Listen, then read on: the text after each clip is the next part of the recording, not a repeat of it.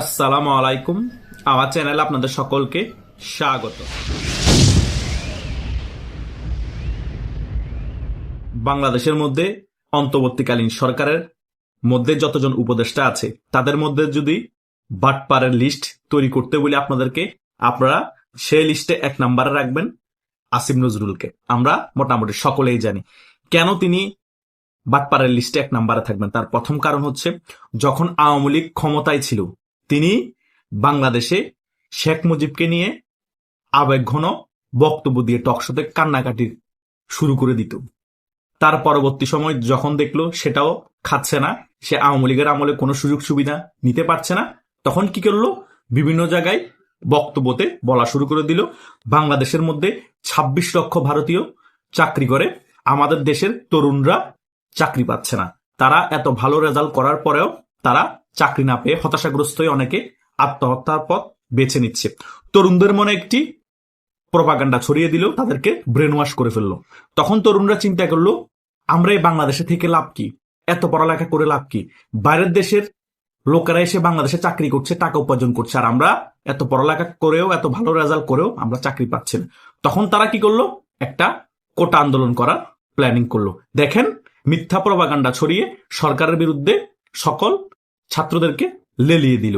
তারপরে কি করলো, তারপরে বলা শুরু করলো বিভিন্ন জায়গার মধ্যে আওয়ামী লীগ সরকার বাংলাদেশ বিক্রি করে দিচ্ছে, বাংলাদেশের সকল কিছু ইন্ডিয়া নিয়ে নিচ্ছে। কত ধরনের যে প্রপাগান্ডা ছড়িয়েছে এই আসিফ নজরুল, এবং বিভিন্ন সময় তার পেজ থেকে বলতো, আমি যদি কখনো সরকারের কোনো গুরুত্বপূর্ণ জায়গায় দায়িত্ব পাই, কখনো যদি মন্ত্রী হতে পারি, মন উজাড় করে বাংলাদেশের মানুষের জন্য কাজ করব।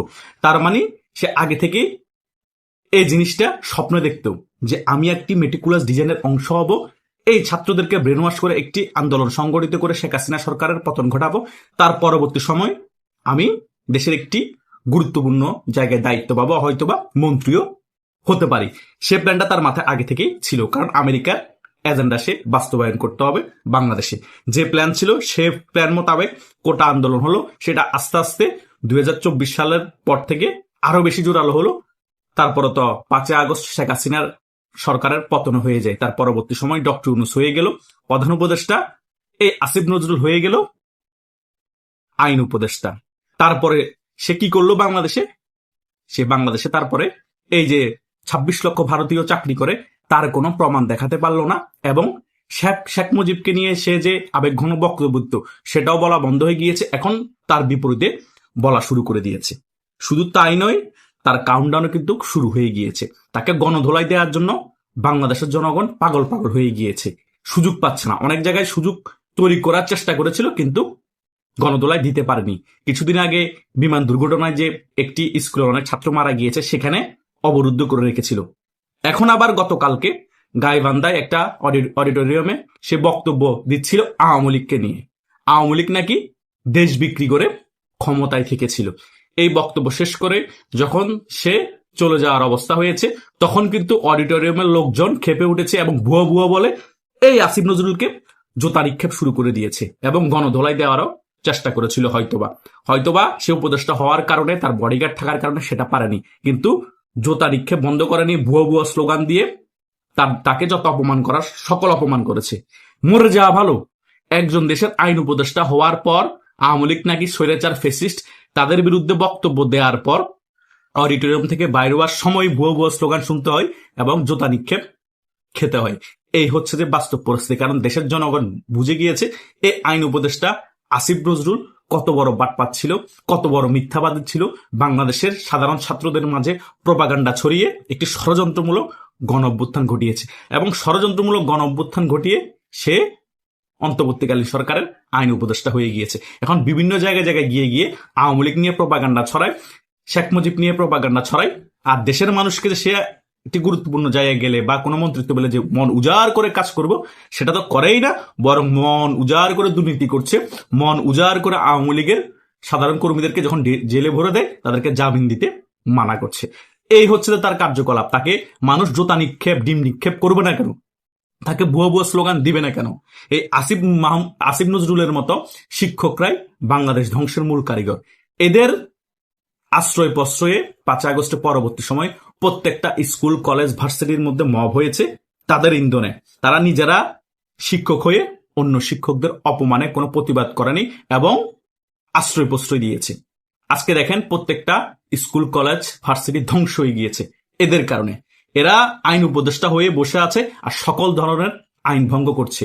বাংলাদেশের মধ্যে যে এই টোকাইগুলা এত অরাজকতা করেছে, এত আইন ভঙ্গ করেছে, একটা বক্তব্য দিয়েছে, সকল বক্তব্য দেখেছি আওয়ামী লীগের বিরুদ্ধে দিতে। আরে ভাই, আওয়ামী লীগের আমলে যে পরিমাণ মজাতে ছিলা, সে পরিমাণ মজাতে আইন উপদেষ্টা হওয়ার পর তুমি এখন নাই। আর এখন টাকা হাতিয়ে নেওয়ার জন্য, ভালো সাজার জন্য, নতুন স্বাধীনতা অর্জন করেছো, এগুলো বোঝানোর জন্য আওয়ামী লীগের বদনাম করো। কোথায় তোমার 26 লক্ষ ভারতীয়? কোথায় এই ভারত বাংলাদেশ থেকে কি নিয়ে গিয়েছে? কোনো কিছু প্রমাণ করতে পেরেছো? আওয়ামী লীগ সরকারের আমলে যে পরিমাণ দুর্নীতি হয়নি, 5 আগস্টের পরে যে বাংলাদেশে এত দুর্নীতি হয়েছে, সে কথা কেন এখন বলা হয় না? মন উজাড় করে যে কাজ করবেন বলেছেন আপনি, এখন কেন মন উজাড় করে কাজ করেন না? এখন শুধু মন উজাড় করে আওয়ামী লীগের বিপক্ষে বক্তব্য দিতে ভালো লাগে? এখন শুধু মন উজাড় করে আওয়ামী লীগের নিরীহ কর্মীদেরকে গ্রেপ্তার করাতে ভালো লাগে? এখন শুধু মন উজাড় করে আওয়ামী লীগের কর্মীদেরকে জামিন দিয়ে না বলতে ভালো লাগে, তাই না? এই সকল বাটপাতদেরকে বাংলাদেশের জনগণ যদি 5 আগস্টের আগে চিনতে পারত, বাংলাদেশের এত বড় ক্ষতি হতো না এবং ষড়যন্ত্রমূলকভাবে ব্রেন ওয়াশ করে বাংলাদেশের মানুষকে রাজপথে নামিয়ে শেখ হাসিনার পতন ঘটাতে পারত না। এবং যে সকল ছাত্রদেরকে ব্রেন ওয়াশ করে রাজপথে নামিয়েছে, সে সকল ছাত্ররাও ব্রেন ওয়াশ হয়ে রাজপথে নামতো না। কই? এখন তো কোটা কমেনি। এখন তো ইন্ডিয়া 26 লক্ষ ভারতীয় কোনো লিস্ট নাই, তারা যে চাকরি করে তার প্রমাণও নাই। এখন কেন আমাদের ছাত্ররা চাকরি পায় না?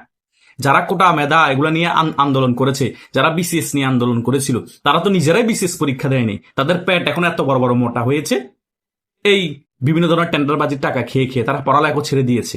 ধ্বংস। মেইন টার্গেট ছিল ক্ষমতা, মেইন টার্গেট ছিল টাকা। ক্ষমতা পেয়েছে, এখন দেশের টাকা লুটপাটও করছে। তাদের এখন পড়ালেখারও দরকার নাই, মেধা কোটা কিছুর দরকার নাই। তারা এখন শুধু টাকা কামাবে আর ক্ষমতা ভোগ করবে। এটার জন্য তো সকল কিছু করা হয়েছে।